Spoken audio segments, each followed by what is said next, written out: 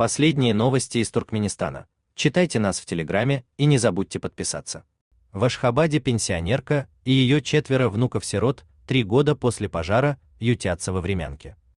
22 апреля 2023 года в доме ашхабадской пенсионерки Аллы Мирзаян из-за короткого замыкания произошел пожар. Сейчас 75-летняя женщина с 4 внуками-сиротами живет во времянке во дворе. Вместе они делят одну спальню.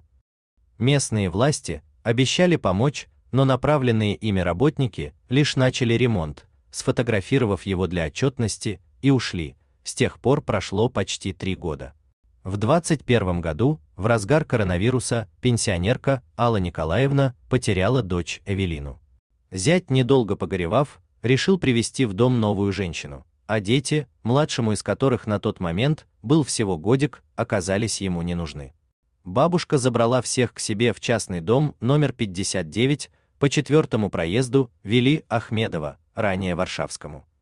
Растить детей помогал сын пенсионерки Артур, работавший водителем на государственном автобусе, однако спустя ровно год после смерти сестры вирус забрал и его. В апреле 23 года из-за короткого замыкания в доме произошел пожар. К счастью, никто не погиб, но дом и все вещи сгорели дотла. Несчастья продолжали преследовать семью, и в том же году скончался Павел, отец детей. У Аллы Николаевны и ее внуков не осталось никого из родственников, на которых они могли бы рассчитывать, и кто мог бы их поддержать, осталась одна надежда на государство. После пожара на место приехали люди из домоуправления, Хакимлика и прокуратуры. Чиновники пообещали восстановить дом, помочь с вещами первой необходимости, а до тех пор семья из 5 человек переместилась в пристройку во дворе дома. Но нет ничего более постоянного, чем временное. Поработав немного на восстановлении сгоревшего дома, поснимав начало стройки, очевидно для отчетности, рабочие все бросили и покинули объект. С тех пор минуло почти 3 года. В Хакимлике на просьбы пенсионерки продолжить работы отвечают: это частный сектор, вот частными силами и восстанавливайте. Сейчас Алле Николаевне 75 лет, из которых 25 она отработала на предприятии Ашгаргаз. Ее пенсия составляет 1400 манатов, примерно $70. Столько же приходит в виде пособия на 2 младших внуков и работает водителем старшей из детей.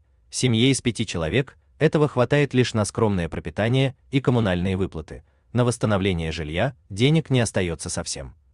Времянка представляет собой небольшую кухню и 1 комнату. Отопления нет, стены и пол погорельцы, как могли, утеплили старыми паласами и коврами, дети греются около электропечки.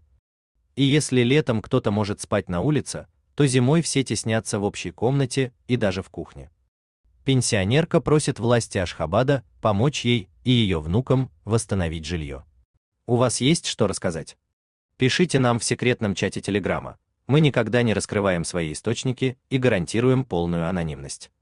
А если вам нравится наша работа, поддержите нас, становитесь нашим спонсором.